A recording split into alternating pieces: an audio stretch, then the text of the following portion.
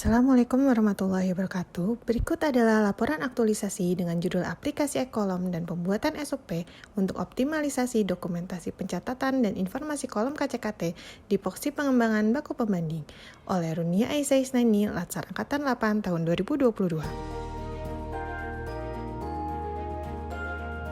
Poksi Pengembangan Baku Pembanding adalah salah satu unit kerja di bawah P3OMN yang memiliki tugas dan fungsi dalam pengadaan dan pengelolaan baku pembanding melalui berbagai pengujian, salah satunya menggunakan KCKT atau kromatografi cair kinerja tinggi.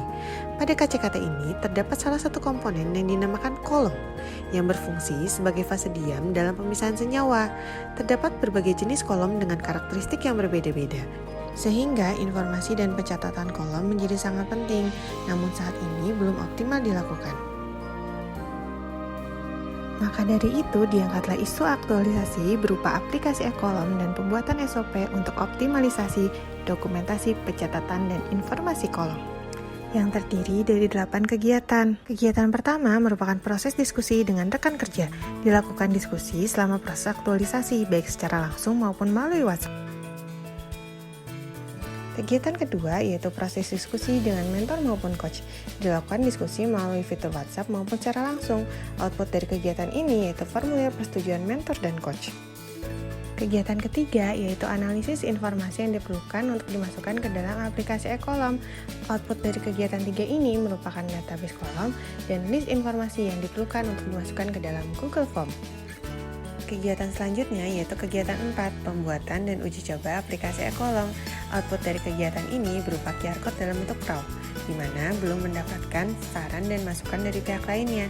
Selain itu, output kegiatan 4 ini juga saran dan masukan dari berbagai pihak. Kegiatan kelima yaitu evaluasi hasil uji coba. Dilakukan evaluasi terhadap hasil uji coba yang sebelumnya sudah dilakukan. Output pada kegiatan 5 ini merupakan perbaikan hasil dari saran dan masukan dari kegiatan 4. Yang pertama yaitu menghilangkan kondisi kolom pada Google Form. Yang kedua, menambahkan keterangan status kolom.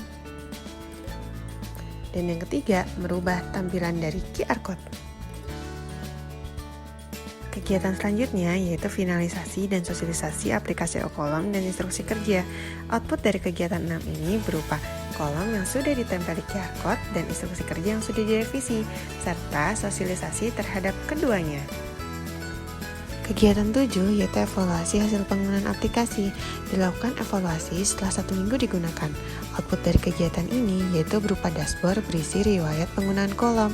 Terdapat 12 kolom tercatat dalam aplikasi e-kolom selama 1 minggu aplikasi telah digunakan. Lalu kegiatan ke-8 yaitu pembuatan laporan hasil aktualisasi berupa video maupun laporan. Dan berikut adalah hasil produk aktualisasi aplikasi e-kolom berupa QR Code dan dashboard, serta perubahan SOP berupa instruksi kerja umum. Dan berikut adalah cara penggunaan aplikasi e-kolom, yaitu dengan cara men-scan QR Code dan mengisi pertanyaan yang ada pada Google Form. Hasil pengisian Google Form ini yang kemudian menjadi pencatatan penggunaan kolom dan nantinya langsung tertaut pada aplikasi Google Studio untuk melihat riwayat penggunaan sebelumnya.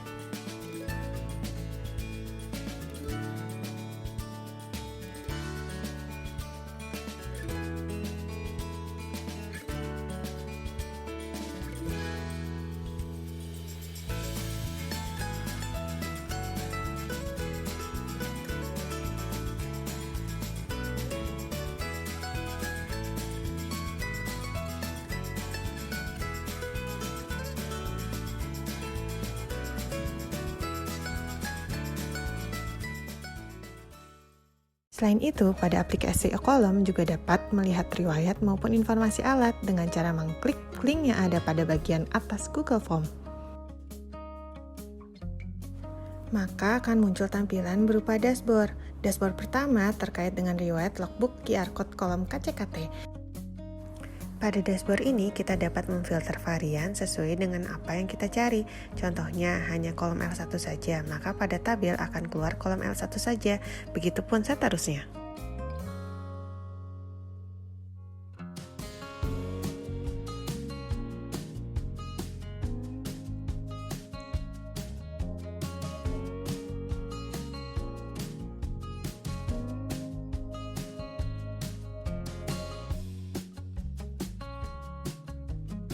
Selain dapat melihat riwayat penggunaan kolom, pada dashboard ini juga tersedia informasi kolom KCKT pada halaman 2.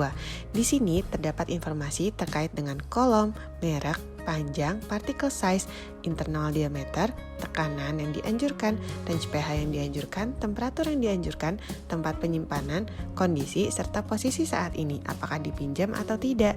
Pada dashboard ini juga dapat dilakukan filter terhadap varian yang akan kita cari. Lalu terdapat pula perubahan SOP berupa instruksi kerja umum di mana diterangkan cara penggunaan QR code kolom maupun monitoring data pengisian logbook kolom KCKT dan ditegaskan pada poin 3.3.3 bagi penggunaan alat yang tidak melakukan pengisian logbook setelah penggunaan kolom maka akan dikenakan sanksi berupa pengurangan nilai SKP secara berjenjang sampai tingkat koordinator sebagai upaya untuk meningkatkan konsistensi dalam pengisian logbook QR code kolom.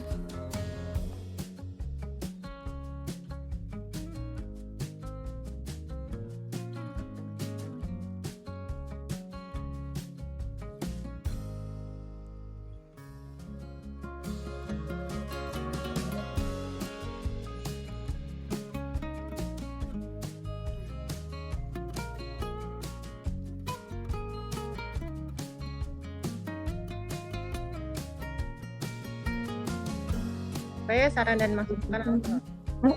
Nah, berikut kondisi pencatatan kolom saat ini, di mana kita mencatat kolom itu setelah digunakan pasti. Dan dia kan pasti isinya cuma maksudnya nggak terlalu banyak seperti alat kan. Isi